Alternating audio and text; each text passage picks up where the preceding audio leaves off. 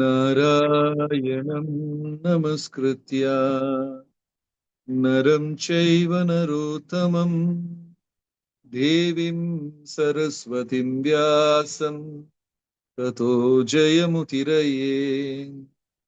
ഹേ കൃഷ്ണ കരുണാ സിന്ധു ദീനബന്ധു ജഗത്പതേ ഗോപേശ ഗോപികാ കാന്ത രാധാകാന്ത നമോസ്തുതേ. തപ്തകാഞ്ചന ഗൗരാംഗി രാധേ വൃന്ദാവനീശ്വരി വൃഷഭാനുസുതേ ദേവി പ്രണമാമി ഹരിപ്രിയേ. ജയ ശ്രീ കൃഷ്ണ ചൈതന്യ പ്രഭു നിത്യാനന്ദ ശ്രീ അദ്വൈത ഗദാധര ശ്രീവാസദി ഗൗരഭക്ത വൃന്ദ. ഹരേ കൃഷ്ണ കൃഷ്ണ കൃഷ്ണ ഹരേ ഹരേ, ഹരേ രാമ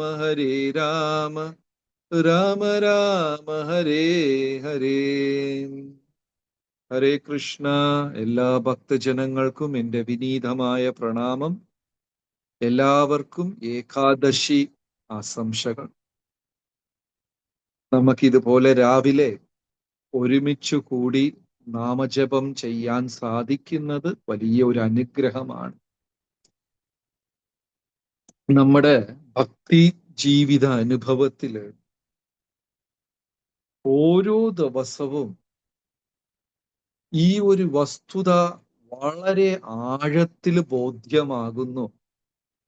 കലികാലത്തില് ഹരിനാമമല്ലാതെ വേറെ ശാശ്വതമായ പരിഹാരം ഒന്നും തന്നെയില്ല എന്നുള്ളത് ഓരോ ദിവസവും നമുക്ക് ബോധ്യമായിക്കൊണ്ടേയിരിക്കുന്നു. ഒരു 2 ദിവസം മുമ്പേ ഒരു ഭക്തൻ അദ്ദേഹത്തിന് കുഞ്ഞുണ്ടായി എന്ന് പറഞ്ഞ് സന്തോഷ വാർത്ത പങ്കുവയ്ക്കുന്നു. അതേ ദിവസം വൈകിട്ട് വേറെ ഒരു ഭക്തൻ തൻ്റെ മകൻ ഒരു അസുഖം കാരണം മരിച്ചുപോയി എന്ന് ഒരു വാർത്ത പങ്കുവയ്ക്കുന്നു. ഒരേ ദിവസം ഒരു ഭക്തൻ സന്തോഷ വാർത്തയും ഇനിയൊരു ഭക്തൻ ദുഃഖകരമായ വാർത്തയും. എത്രയോ ഭക്തരുടെയും നമ്മുടെയൊക്കെ ജീവിതം കാണുന്നുണ്ട്. ഈ ലോകത്തില് ഒന്നും ശാശ്വതമല്ല, ഭഗവാന്റെ നാമം ഒഴികെ. ആ സമ്പത്തിനെ രാവിലെ നമുക്ക് ഒരുമിച്ച് കൂടി ജപിക്കാൻ സാധിക്കുന്നത് വലിയൊരു ഭാഗ്യം. അപ്പൊ ഈ ഇടയ്ക്ക് തിരുവിതാംകൂർ രാജാക്കന്മാരുടെ അതിൽ ഒരാളുടെ ഒരു കൃതി വായിക്കാൻ ഒരു ഭാഗ്യം കിട്ടി. നിങ്ങൾക്ക് എല്ലാവർക്കും അറിയാമായിരിക്കും, തിരുവിതാംകൂർ രാജപരമ്പര അവരുടെ പേരിന്റെ മുമ്പേ ശ്രീ പത്മനാഭദാസ എന്ന് ചേർക്കാറുണ്ട്. അതൊരു അതിമനോഹരമായ ഒരു സമ്പ്രദായമാണ്. ഹരേ കൃഷ്ണ പ്രസ്ഥാനത്തിൽ ദീക്ഷ സ്വീകരിക്കുമ്പോൾ ദാസ, ദാസി എന്ന് ഭഗവാന്റെ ദാസൻ എന്ന് ചേർക്കുന്നു. ഹരേ കൃഷ്ണ പ്രസ്ഥാനത്തിൽ സന്യാസം സ്വീകരിക്കുമ്പോൾ ഭക്തി എന്ന് ചേർക്കാറുണ്ട്. മറ്റ് സമ്പ്രദായങ്ങളിൽ സരസ്വതി, പൂരി അങ്ങനെയൊക്കെ ചേർക്കാറുണ്ട്. പക്ഷേ ഈ തിരുവിതാംകൂർ രാജപരമ്പരയിലും എല്ലാവരുടെ പേരുടെ മുമ്പേയും ശ്രീ പത്മനാഭദാസ, ഭഗവാന്റെ ദാസനായിട്ടാ അവരറിയപ്പെടുന്നത്. അങ്ങനെ ഒരു രാജാവിൻ്റെ ഒരു അതിമനോഹരമായ ഒരു കൃതി വായിക്കാനിടയായി. എനിക്കധികം സംസ്കൃത അറിവില്ല, പക്ഷെ അതിസുന്ദരമായ ഒരു കൃതിയാണ്. ജപത്ത് ജപത്ത് ഹരിനാമ മനുജ. ചിലപ്പം നിങ്ങൾ എല്ലാവരും കേട്ടിട്ടുണ്ടാകും. ഈ ക്ലാസിക്കൽ സോങ്സിലൊക്കെ വളരെ പ്രസിദ്ധമായതാണ്. ജപത്ത് ജപത്ത് ഹരിനാം മനുജ. ഹേ മനുഷ്യ, നീ ഹരിനാമം നിരന്തരം ജപിക്കണം. ഒരു രാജാവ് എഴുതിയത് അതിസുന്ദരമായ ഒരു കൃതി. അപരിമിതാം ഹോ ഹരമനപായം ആഗമസാദിത മൃത്യു ഉപായം. അപരിമിതാം ഹോ ഹരമനപായം. അതായത് നമ്മളുടെ എല്ലാവരുടെ മനസ്സിലും എന്തെങ്കിലും ഒരു തരം ഭയമുണ്ടായി. ഇപ്പൊ ഗൃഹനാഥനാണെങ്കിൽ അദ്ദേഹത്തിന്റെ മനസ്സിൽ എപ്പോഴും ഉണ്ടാകുന്ന ഭയം, എൻ്റെ മക്കളെ ഞാൻ എങ്ങനെ വളർത്തി നല്ല സംരക്ഷണത്തോട് അവരെ ജീവിതത്തിൽ ഞാൻ സെറ്റിൽ ചെയ്യും, അതിനുള്ള പണം ഉണ്ടോ, നല്ല വിദ്യാഭ്യാസം ഉണ്ടോ, മക്കളുടെ ഒരു ഭയം ഉണ്ടായിരിക്കും. ജനനി ഒരു അമ്മയ്ക്കാണെങ്കിൽ മകളുടെ വിവാഹം സുരക്ഷിതമായി നടക്കുവോ, കുഞ്ഞുങ്ങളെല്ലാം നമ്മള് ഭക്തിയിൽ വന്നാലും ആധ്യാത്മികതയിൽ വന്നാലും ചില സമയം ഒരു ഭയം മനസ്സിന്റെ ഉള്ളിൽ ഉണ്ടായിക്കൊണ്ടേയിരിക്കും. ഒരു തരത്തിലുള്ള ഒരു ഇൻസെക്യൂരിറ്റി ഫീലിംഗ്. ചിലപ്പം ജോലി ചെയ്യുന്ന സ്ഥലത്ത് ചിലർക്ക് അയ്യോ ഈ ജോലി നഷ്ടപ്പെട്ടു പോകൂ, നാളെ എന്ത് സംഭവിക്കും. അപ്പോ അടിയുറച്ച ഒരു വിശ്വാസം ഭഗവാനിൽ ഇല്ലെങ്കിൽ ഇങ്ങനെ പല തരത്തിലുള്ള നമ്മുടെ നിയന്ത്രണത്തിന് അപ്പുറത്തുള്ള ഭയം എന്തെങ്കിലും മനസ്സിലുണ്ടാകും. ആ വേറിട്ട ഭയത്തിനെ വരെ ഹരിനാമം പറച്ചു കളയും എന്നാണ്. അപരിമിതാം ഹോം ഹരമനപായം. ആ മനസ്സിലുള്ള അപായം, ഭയത്തിനെ വലിച്ചങ്ങ് വേരോടെടുക്കും. ആഗമസാദിത മൃത്യു ഉപായം. ആഗമം എന്ന് വെച്ചാൽ ശാസ്ത്രങ്ങൾ, വേദാഗമം. ആഗമത്തിൽ സാധിത്ത, ഈ വാക്ക് പണ്ട് തമിഴിലെ ആൾക്കാർ ഉപയോഗിക്കും. സാധിക്കുക എന്ന് വെച്ചാല് നടപ്പിലാക്കുക. വേദങ്ങളിൽ പറഞ്ഞിട്ടുള്ള മരണത്തിന് ഒരേ ഒരു ആൻസർ ആണ് നാമം. നമ്മൾ എന്തെല്ലാം പുരോഗമിച്ചാലും മരണത്തിനെ ജയിക്കാൻ പറ്റുമോ നമുക്ക്? ഒരിക്കലും മരണത്തിന് ജയിക്കാൻ പറ്റില്ല. എത്ര ശാസ്ത്രീയമായി പുരോഗമിച്ചാലും, മെഡിക്കൽ ഫീൽഡിൽ പുരോഗമിച്ചാലും, ധനം കൊണ്ട് പുരോഗമിച്ചാലും, ജീവിത രീതി പുരോഗമിച്ചാലും, എന്തൊക്കെ ചെയ്താലും മരണത്തിനെ ജയിക്കാൻ പറ്റില്ല. ഇപ്പോ നമ്മൾ രാവിലെ ഒരു പൂക്കടയിൽ ചെന്നിട്ട് പൂ മേടിക്കും. അപ്പൊ അയാള് ഇപ്പൊ നമ്മൾ ഒരു കടയിൽ ചെന്ന് ചോദിക്കുക, എനിക്ക് 2 മുഴം പൂ തരൂ എന്ന് ചോദിക്കാം. ഉടനെ ആ പൂവിനെ അയാൾ ഒരു കടലാസിലോ ഒരു വാഴയിലയിലോ പ്ലാസ്റ്റിക് കവറിലോ എന്തിലെങ്കിലും ആ പൂ നമുക്ക് പൊതിഞ്ഞു തരും. നമ്മൾ ആ പൂവിനെ കൊണ്ടുവന്നിട്ട് ഭഗവാന് ചാർത്തി ഈ പ്ലാസ്റ്റിക് കവറിനെ എന്ത് ചെയ്യും? പൂവിനെ കൊണ്ടുപോയി ഭഗവാന് ചാർത്തി. അടുത്ത സെക്കൻഡ് ആ പ്ലാസ്റ്റിക് കവർ എന്ത് ചെയ്യും? നേരെ തൂക്കി ചവറ്റുകുട്ടയിൽ വേസ്റ്റ് ബോക്സിൽ. അത്രയല്ലേ ഉള്ളൂ അല്ലേ? പക്ഷെ അതിനകത്ത് പൂ ഉള്ളത് വരെ ആ പേപ്പറിന് നല്ല വിലയാണ്. നമ്മളിങ്ങനെ പിടിച്ചൊണ്ടൊക്കെ സൂക്ഷിച്ചു വരും. ആ പൂ മാറ്റിയ ഉടനെ ആ പേപ്പർ വേസ്റ്റ് ബോക്സിലേക്ക് പോയി. മനസ്സിലായോ? ജീവനുള്ളവരെ ഇതിന് നല്ല വിലയാണ്. ഇതിന് പെയിന്റ് ഒക്കെ അടിച്ച് തിലക് പൊട്ടൊക്കെ വെച്ച് അലങ്കരിക്കും. അകത്തുള്ള ജീവൻ പോയി കഴിഞ്ഞാൽ നേരെ വേസ്റ്റ് ബോക്സിലാണ്. മരണത്തിന് ഒരു സൊല്യൂഷനും ഇല്ല. നോക്കിക്കൊള്ളാ, രാജാവ് എത്ര മഹാഭക്തനാണെങ്കിൽ, അല്ലെങ്കിൽ ഒരു വീക്ഷണമുള്ള സാക്ഷാത്കാരമുള്ള ആളാണെങ്കിൽ ഇങ്ങനെ രചിച്ചിട്ടുണ്ടാകും. ആഗമസാദിത മൃത്യു ഉപായം. അടുത്തത് പതിതാനാമപി പാവനമന്ത്രം സ്ഥിതിഖണ്ഡനിശ ജീവിതതന്ത്രം. പതിതാന, ഏറ്റവും അധപ്പതിച്ചവന് പോലും രക്ഷപ്പെടാനുള്ള മന്ത്രം, ഏറ്റവും ഉയർന്നവന് പോലും രക്ഷപ്പെടാനുള്ള മന്ത്രം. അധപ്പതിച്ചവനും ഈ മന്ത്രം കൊണ്ട് രക്ഷപ്പെടാം, ഏറ്റവും ഉയർന്ന ആളും ഈ മന്ത്രം കൊണ്ട് രക്ഷപ്പെടാം. ഈയിടയ്ക്ക് തമിഴ്നാട്ടിൽ പോയപ്പോ ഒരു ശിവക്ഷേത്രം, അപ്പൊ അവിടുത്തെ ഐതിഹ്യം മഹാദേവൻ നിരന്തരമായി നാമം ജപിക്കുന്നു, നാരായണ നാമം ജപിക്കുന്നു. അതൊരു അത്ഭുതമാണ് ആ ക്ഷേത്രത്തിൽ.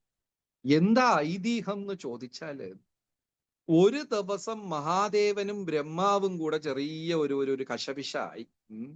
നമ്മുടെ വീട്ടിലും നമ്മുടെ ഇടയ്ക്കും എല്ലാം ഉള്ളതാ, ഡെയിലി ഉള്ളതാ.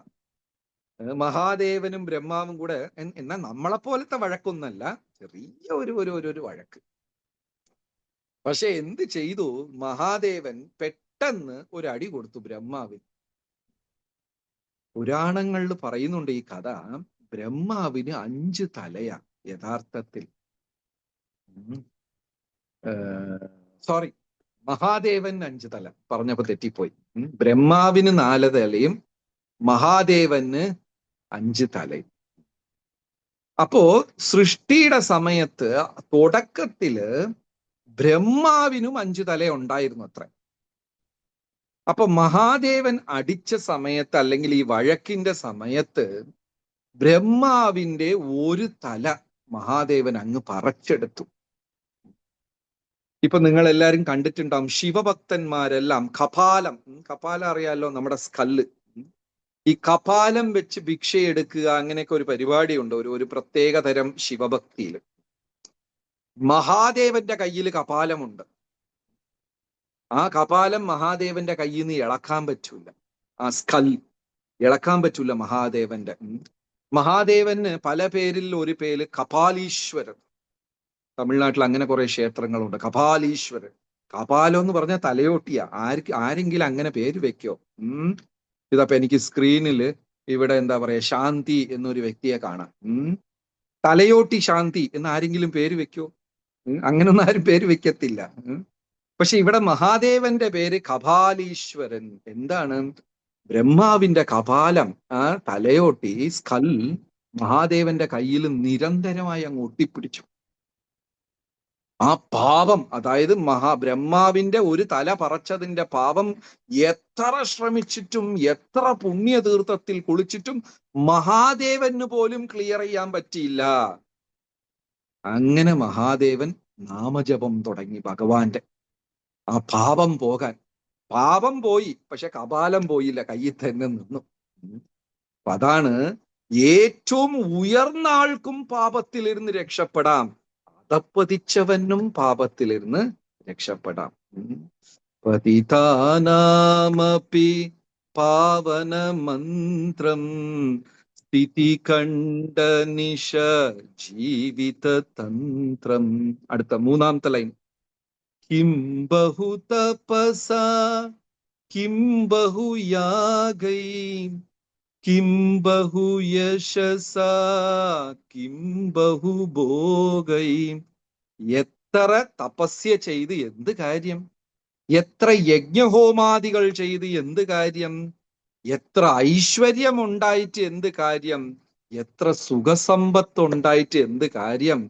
മരണം ഇതെല്ലാം പിടിച്ചെടുത്തോണ്ടു. എല്ലാം ഉണ്ടായിട്ട് എന്ത് കാര്യം? പണമുണ്ടെങ്കിലും, ഐശ്വര്യം, യജ്ഞം, പൂജാദികൾ. ഞാൻ രാവിലെ ആ അമ്പലത്തിൽ പോയി, ഈ അമ്പലത്തിൽ ആ ഹോമം ചെയ്തു, ഐശ്വര്യ ഹോമം ചെയ്തു, എല്ലാം. മരണത്തിന് സൊല്യൂഷൻ ഉണ്ടോ? അംബാനി എല്ലാവർക്കും അറിയാം, ഇന്ത്യയിലെ നമ്പർ 1 കോടീശ്വരൻ അംബാനി ഫാമിലി. അവരുടെ മുത്തശ്ശിക്ക് വയസ്സായപ്പോ അൽസൈമസ് വന്നു. അൽസൈമസ്, ഓർമ്മ നഷ്ടമായി മുത്തശ്ശി. ഞാൻ എവിടെയോ വായിച്ചതാ. അവരെ സമ്പത്ത് അധികമൊന്നുമല്ല, 12,000 ലക്ഷം കോടിയോ എന്തോ, അങ്ങനെ എന്തോ ഒക്കെയാണ്. ഇരുന്ന് എണ്ണിയാൽ തന്നെ ചത്തുപോകും. ഈ മൊത്തം പൈസ 500 രൂപ നോട്ടായിട്ട് ഇരുന്ന് എണ്ണാൻ തുടങ്ങിയാൽ തന്നെ ചത്തുപോകും. എത്രയോ ആയിരോ എത്രയോ ലക്ഷം കോടിയാ. പക്ഷെ ആ അമ്മയ്ക്ക്, ആ മുത്തശ്ശിക്ക് അൽസൈമസ് ബാധിച്ചു. മുന്നിലുള്ളത് ഭക്ഷണമാണെന്നും ഇത് എനിക്ക് തിന്നാനുള്ളതാണെന്നുള്ള അറിവ് പോലെ അവർക്ക് നഷ്ടപ്പെട്ട് ഒരു വിധത്തിലില്ലാതെ അവരവസാനം മരിക്കേണ്ടി വന്നു. ഇത്ര സമ്പത്തും ഇത്രയൊക്കെ ഉണ്ടായിട്ട് എന്തെങ്കിലും ഒരു മനുഷ്യനെ രക്ഷിക്കോ? അല്ലേ? കിം ബഹു തപസ, എന്ത് തപസ്യ, കിം ബഹു യാഗൈ, യജ്ഞഹോമാദികൾ, കിം ബഹു യശസ, കിം ബഹു ഭോഗൈ, എത്ര പൈസ എത്ര ഉണ്ടായിട്ട് എന്താണ്? അടുത്ത ലൈൻ, ഭക്തിയുതാവാ ഭയതരളാവാ മുക്തിപരാവാ ഭുക്തിപരാവാ. ഇനി ഭക്തിയുള്ളവനും ഭയമുള്ളവനും മുക്തി വേണം എന്നുള്ളവനും ഐശ്വര്യം വേണം എന്നുള്ളവനും ഭഗവാന്റെ നാമം ജപിക്കുക. ഇപ്പൊ ഭക്തി വേണം, പ്രഹ്ലാദ, ധ്രുവ, ഇവരെല്ലാം ഭക്തി വേണം എന്ന് ജപിച്ചു. കംസനും കൃഷ്ണ കൃഷ്ണ എന്ന് ജപിച്ചു വന്നു. പക്ഷെ എന്താ? മരണഭയം കൊണ്ട്. ഭാഗവതത്തില് അതിനെ കംസരാത്രി എന്ന് തന്നെയാ പറയാ. അടുത്ത ദിവസം കൃഷ്ണ ഭഗവാനെ 4 മല്ലന്മാരുടെ കൂടെ ഉള്ള യുദ്ധത്തിനായി വിളിച്ചു. അപ്പൊ കൃഷ്ണ ഭഗവാൻ വന്നു. തലേന്ന് രാത്രി കംസൻ ഉറങ്ങിയിട്ടില്ല. ഉറക്കത്തിൽ ഭയാനകം, കാരണം അടുത്ത ദിവസം മരിക്കാൻ പോവാ. ആലോചിച്ച് നോക്കൂ, നമുക്കൊരു മെസ്സേജ് കിട്ടി, യമരാജൻ നമ്മളെ ഫോണിൽ വിളിച്ച് പറഞ്ഞ്, ഹലോ ഹരേ കൃഷ്ണ, നാളെ 11 മണിക്ക് നിങ്ങളെ ഞാൻ കൊല്ലും. നമുക്ക് ഉറക്കം വരുമോ? ഇല്ലേ?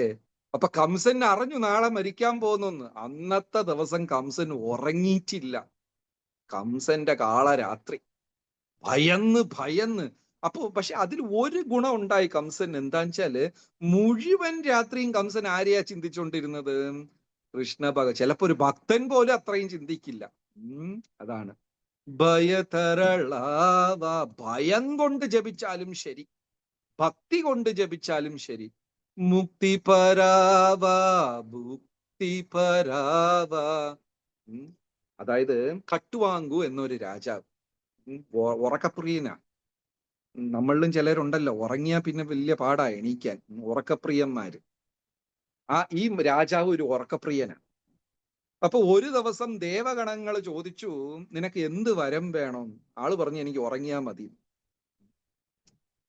സോറി, അത് വന്നിട്ട് ഇദ്ദേഹമാണ്, ആള് മാറിപ്പോയി.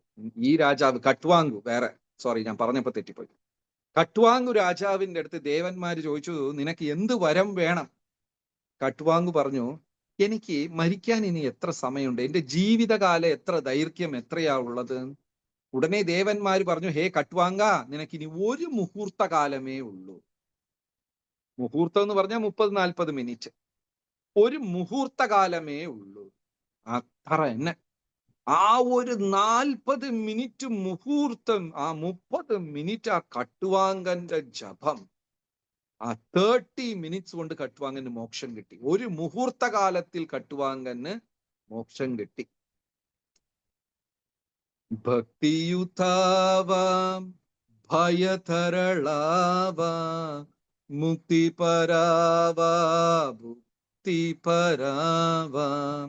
അടുത്തത്, സ്നാനേ പാനേ ശയനേ ഗമനേ ദാനേ ഗാനേ ധർമ്മവിധാനേ. സ്നാനേ കുളിക്കുമ്പോ, ഗാനേ പാട്ടുപാടുമ്പോ, ശയനേ ഉറങ്ങുമ്പോ, ഗമനെ നടക്കുമ്പോ, ദാനേ ഘാനേ ധർമ്മവിധാനേ, ഈവൻ നല്ല കാര്യങ്ങൾ ധർമ്മം ചെയ്യുമ്പോഴും ഭഗവാന്റെ നാമം ജപിക്കണം.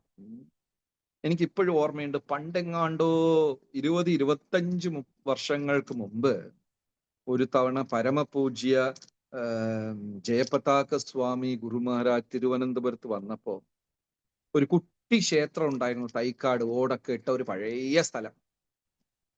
എനിക്ക് തോന്നുന്നു 96-ലോ 97-ലോ.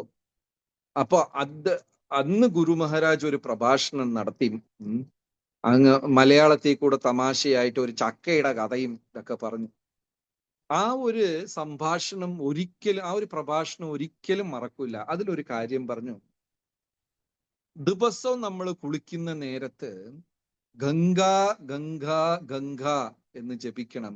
3 തവണ ഗംഗയുടെ നാമം പറഞ്ഞു കഴിഞ്ഞാൽ അത് ഗംഗാസ്നാനം തന്നെയാണ്. ഒരു ചെറിയൊരു കാര്യം.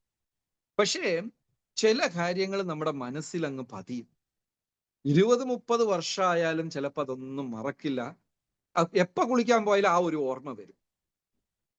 അപ്പോ ഇവിടെ ആ രാജാവ് പറയാ, സ്നാനെ കുളിക്കുമ്പോൾ, പാനെ കഴിക്കുമ്പോ, ശയനെ ഉറങ്ങുമ്പോ, ഗമനെ നടക്കുമ്പോ, ദാനേ ഘാനേ ധർമ്മവിധാനേ, ദാനം ചെയ്യുമ്പോഴും പാട്ടുപാടുമ്പോഴും ധർമ്മം ചെയ്യുമ്പോഴും ഭഗവാന്റെ നാമം ജപിക്കണം എന്നാണ്.